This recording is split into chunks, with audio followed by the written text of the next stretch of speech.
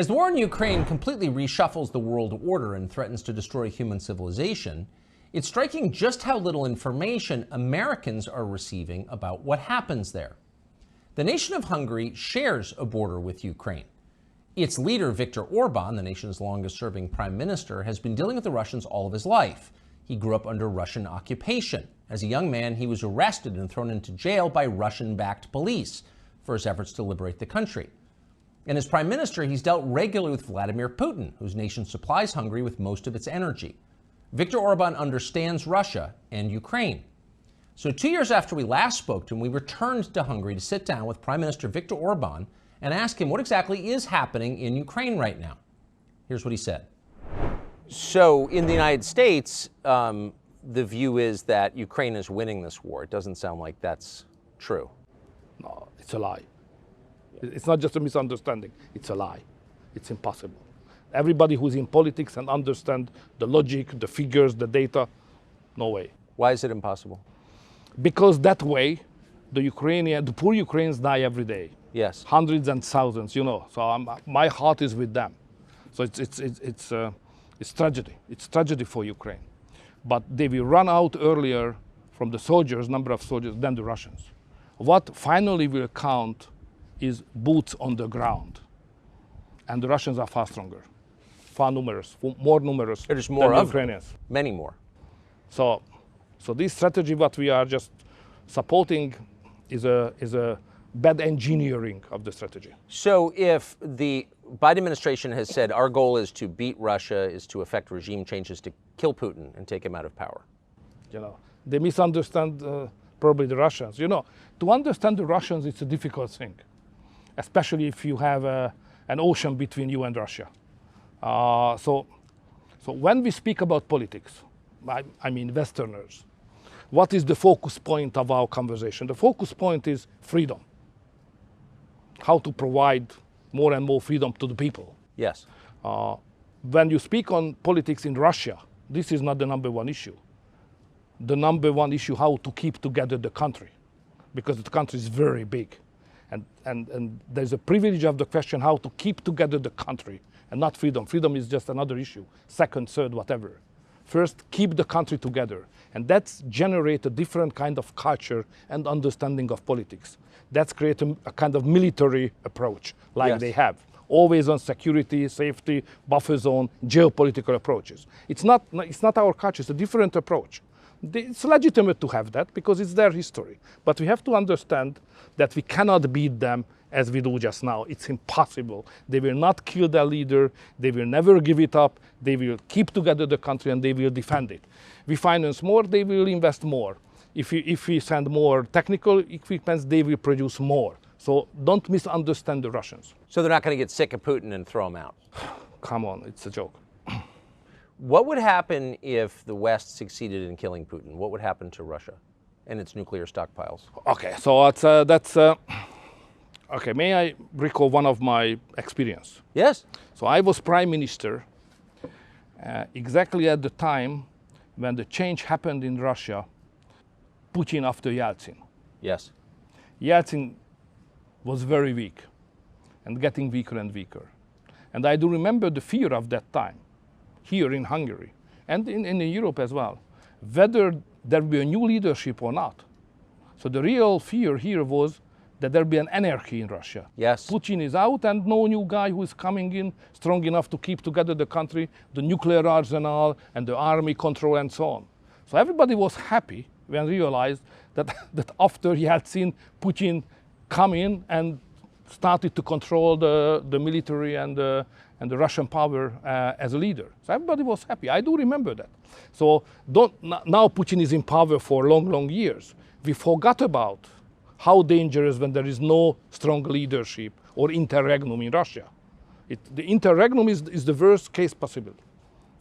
So, but that is our goal. That is the goal of the U.S. State Department. Yeah, but it's a mistake. If this is the goal, it's a mistake. It sounds very dangerous. It's more than dangerous, you know.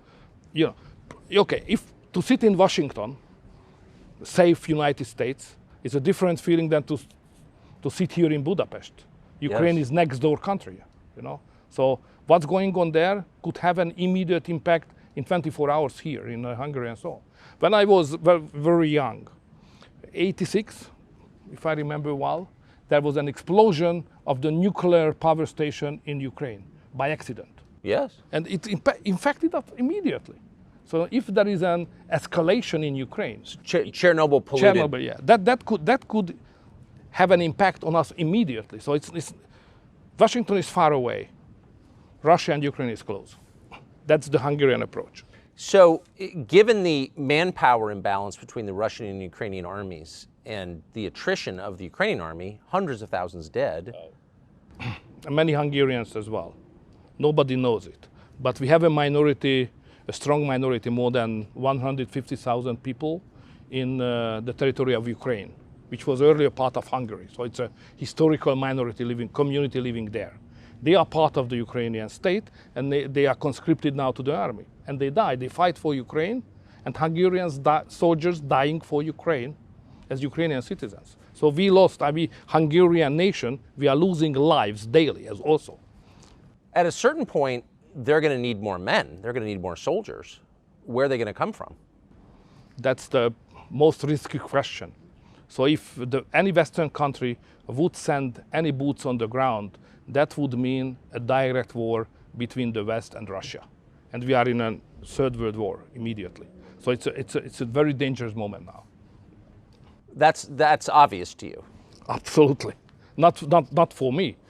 Everybody on the street. All the ordinary citizens are aware that we are living in a very dangerous moment. So the third world war couldn't knocking on our door. So we have to be very, very careful. And that's my message always to America as well at NATO summit. Be careful with that. And what kind of response do you get when you say that? You know, they are bigger, therefore they are more clever. So that's always the case. So they don't listen to you. We can say in that way also, yeah. I have to ask you about Nord Stream. So it seems very obvious that the Biden administration blew up Nord Stream, either directly or through proxies. I've never heard anyone dispute that, really. How is Western Europe, and Germany in particular, the biggest NATO member in Europe, not saying anything about this? It seemed, that just crushed the German economy. Why don't they say a word about it? So when it has happened, we commented it as a terrorist attack. Yes. It was rejected in Germany and in the West. It was not a terrorist attack. It was something, you know. So that's a kind of evidence of lack of sovereignty. But it's the job of the Germans. I would not like to criticize them. What we Hungarians did immediately, we made clear that there is another pipeline, not just Nordic Stream, but there is a southern stream, coming gas from Russia through the southern corridor. Turkey, Bulgaria, Serbia, Hungary. And together with the Serbian Prime Minister, President, we did very clear that if anybody would like to do the same thing with the southern corridor as it was done with the northern one, we consider it as a reason for war or terrorist attack, and we will immediately react. So don't do that. Probably you can do it with the Germans, but you can't do that with this region. That was very much clear. Do you think people understand that? I think so. You were not speaking to the Russians when you said that. On that subject. Yes. It's a Hungarian issue, it's not a Russian issue.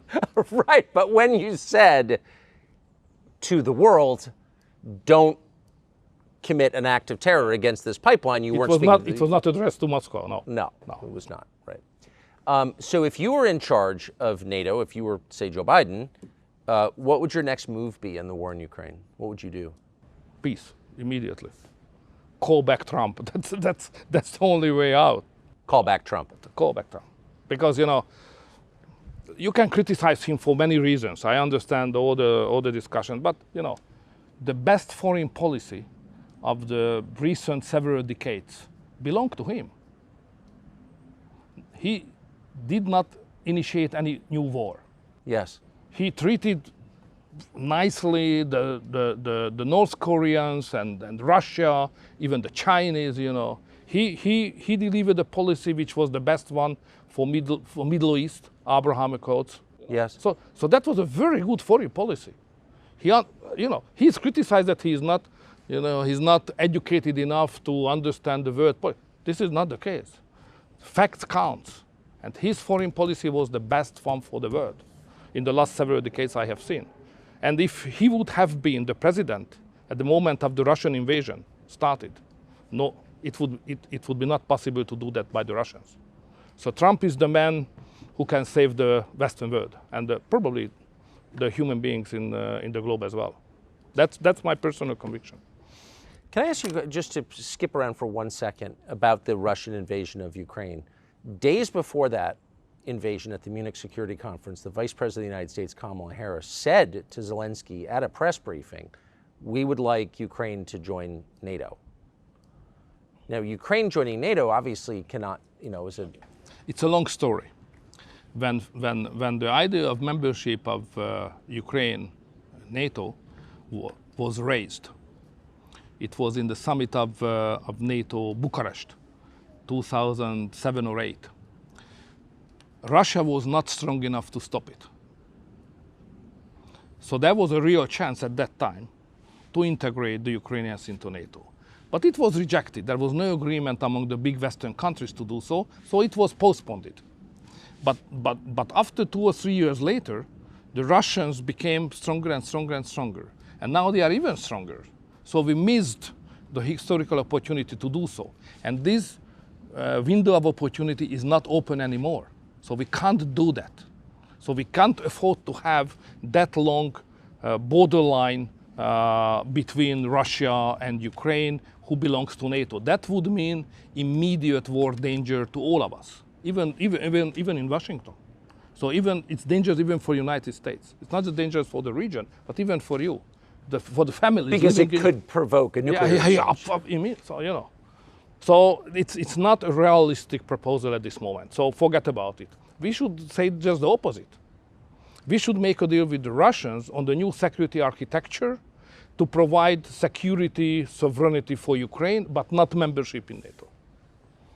So why, and that I think your view is shared by many sober people who watch this, so why would the vice president say something like that at a moment when there were Russian troops massed on the Ukrainian border? It's difficult to follow the mindset of a big power like you are. So it's a different approach to everything than the approach of 10 million people of Hungary with the historical experience, knowing the Russians better than you know. You always think that you know better because of the Cold War, but it's not the case. You should never occupied Washington. Yeah. You should ask us. How does it work? What is the way of thinking? What is the cultural context? So back to the piece, if you were in charge, or if Trump were to win in 2024, how would you approach that? What would it look like, the settlement? First, you should admit, probably publicly acknowledging, that the key is in your hand. So if United States would like to have a peace, next morning there is a peace. Because it's obvious that the Ukrainians, the poor Ukrainians on their own, they are not competitive in this war. So if there is no money and there is no equipment from the West and especially from the United States, the war is over. Yes. The solution is in your hand. Is in the hand of your president. The present one or the future one. But you will solve it. The United States can do it, nobody else. It's not the solution for the Ukrainians. Of course, it's about Ukrainians. They cannot be neglected. They must be involved. But the real factor is not Ukraine. The real factor is intention of the United States. Yes. So policymakers in the United States have been talking recently about taking Crimea, including the Russian port, away from the Russians.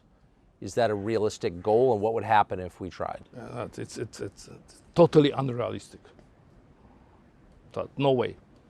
That's not a wise. No. It's not wise. It's not realistic. It's out of question. Last night we stood here and you had fireworks over the city to celebrate the founding of the city, of this nation, St. Stephen's Day, and you had about 10% of your entire population standing outside cheering.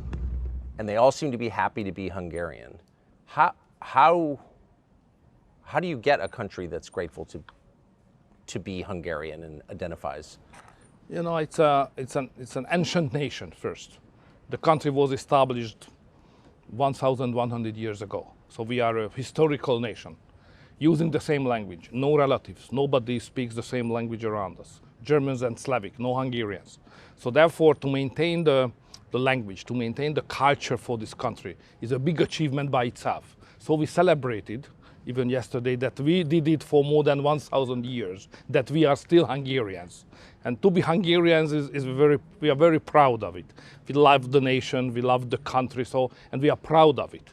It's not very much mainstream thinking, political thinking of today Western societies, but in Hungary we are still very patriotic and Christian and committed to that values, not in an ideological level, but on the streets every day. Do you think that's why you're so unpopular among the leadership in the United States and the West? I'm not the favorite politicians of the liberals, unfortunately, but nobody is perfect, you know. But why do you think that is? The country seems to be thriving. That's usually the measure we use. No, it's more about our civilization. I mean, the Western Christian civilization. Now, the main division line is not according to ideologies. It's deeper. It has an anthropological character. So on one side, in Europe and probably in your country, but in Europe definitely, there are groups of people who think that the most important thing of the world is their ego, themselves, me. This is the center of the world. The other camp of the people, the other part of the society thinks that it's not true, because there are certain things which are more important than me, than my ego.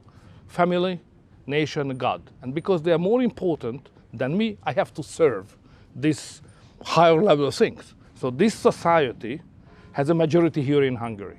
And the other society, which is concentrating only me, you know, only dealing with myself, it's more westernized, dominating factor of the political life. And the governments of the West, more belonging to the first group of the people. I belong to the second one, and Hungary belongs to the second one. Our constitution is concentrating on the we, you know, how we are linked together, family, nation, God, what is common, you know. So we, the Hungarian nation, that's how we speak on that. It's totally out of fashion now in the Western European societies. But why would that be so provocative to certain people in the West? I mean, different countries have different traditions. Mongolia has its own religions, language, but that's not offensive. But something about what you said is very offensive.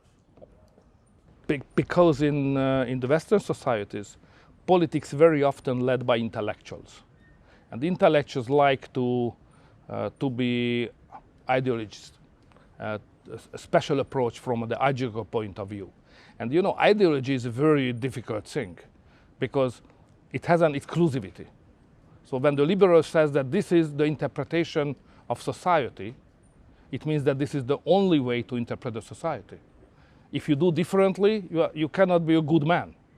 So we have another interpretation. We have a Christian and national, more traditional interpretation of human being and society. But they can't accept it because it's different. So we are plural, they are hegemonistic. That's the problem. So the intolerance is baked in. It's part of. It's coming from the ideology. Absolutely, the liberal ideology, basically. Liberal originally meant freedom, but now in Europe, liberal means that you are enemy of the freedom because you are hegemonistic request on society, on values, and the concept of human being as well. So liberals are against freedom. That's how we see them. I've noticed.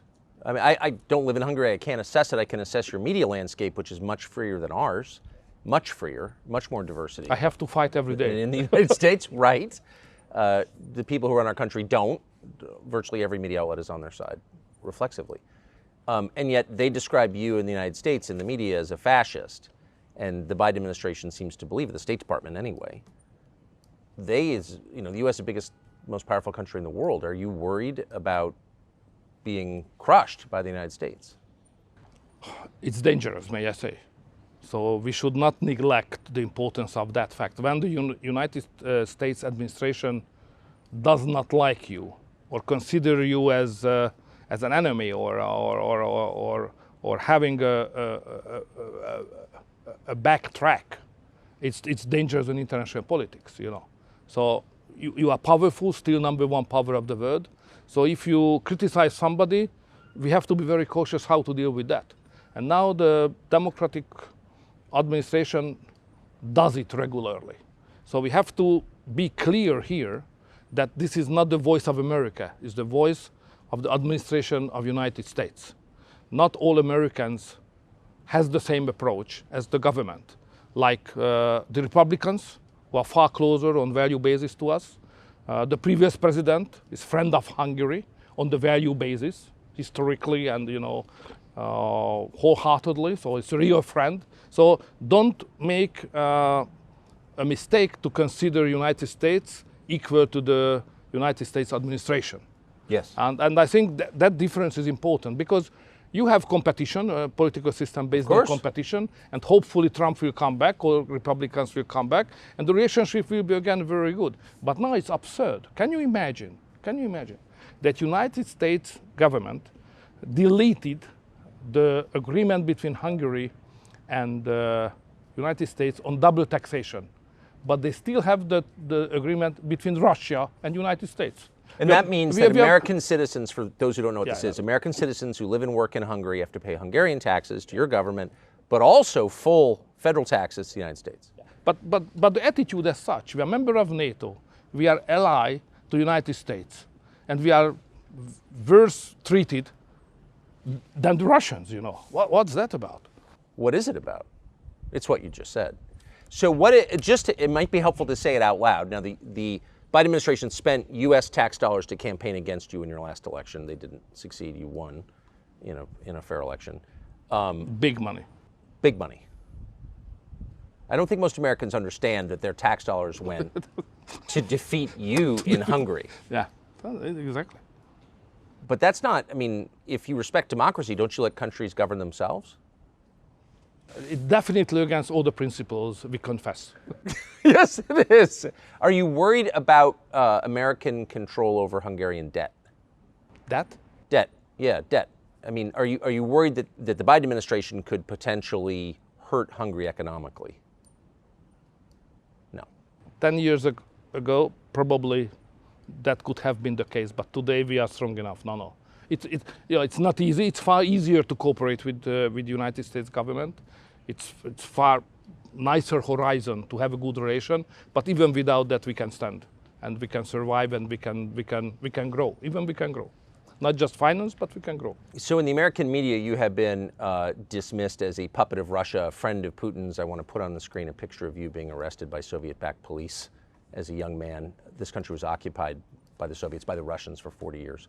So given that, are you a bootlicker of Putin? Are you a puppet of Putin? What's your view on Putin? When I have first time met him, come back as prime minister, we said very clearly, don't touch upon history, because the history between Russia and Hungary is rather sad. One of the main heroic attempts of the Hungarian nation to get freedom was launched against the Habsburgs in the middle of the 19th century, crushed by the army of the Tsar of Russia. They helped the Austrians because we were in the winning position. Yes. And the Russians were invited by the Habsburg and they crushed the freedom fight here in Hungary. That's first. Then they occupied us in the Second World War. And then when we tried to get rid of their yoke, in '56, they crushed us again. So history is if you ask anybody on the street that any Hungarian leader who is elected freely can be a puppet of Putin or the Russians, they say it's a joke, it's impossible. Because we are a sovereign country and even to the Russians we deliver many times that we are sovereign. So I don't take seriously that kind of accusation. But of course, I try to have a rational relationship with the Russians, especially on economy and energy. And my personal point is that without involving the Russians into a security architecture of Europe, we cannot provide a safe life to the citizens of Europe. But now everything is going against it, unfortunately. Well, Russia is hardly integrated into the security architecture of Europe. NATO is against, NATO is at war with Russia. What NATO does is rather strange. Because if you look at the official position of NATO, as an institution, as an alliance. They're exactly saying what we said. So no involvement, and we should do as much as we can for peace. That's the official position of NATO. But at the same time, NATO says that member states of NATO should do their best to support the Ukrainians. So we should clarify that what's going on, like United States foreign policy to support and finance the Ukrainians, it's not the policy of NATO, it's the policy of United States. That's a big difference. But I mean, NATO countries now border over 1,500 miles of Russia. So it seems like the point, if you take a step back, the point of NATO is to provoke a war with Russia. I mean, that's what it seems like. What is the point of NATO? The point of NATO is that we are stronger than the Russians are. That's very important to make clear. Okay, there is the nuclear armament, yes, which must be balanced, but on conventional weapon context, we, NATO, are far stronger than the Russians are. The Russians are not strong enough even to beat the Ukrainians just now. Yes. So therefore, if somebody is belonging to NATO, member of NATO, it's obvious that we are in a secure position. Russia is not able to threat our security. It's out of question because we are so strong. That's the number one point. The second is that some leaders of NATO, some member state leaders like your president, they had a strategy to crush the Russians somehow, and the strategy was that the Ukrainian soldiers will fight and some member states of NATO will finance this fight by money and by military technical equipment. And this is the way how militarily we can beat the Russians. We Hungarians said very clear at the very first point, this strategy will never work. So this is a bad strategy.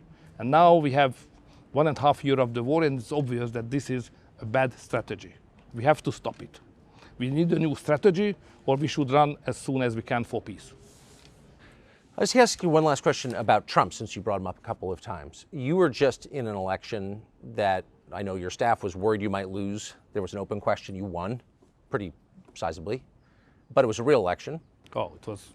Did you consider at any point just indicting your challenger on fake documents charges and trying to throw him in jail? Wouldn't that have been easier? You mean against me? Yeah. Okay, we have some bad chapters of our history, but that kind of civilian war, cold civilian war, was not part of our culture. So we can beat each other, we can argue against each other, but to do what's going on now in some countries and even in your country, to use the justice system against the political opponents.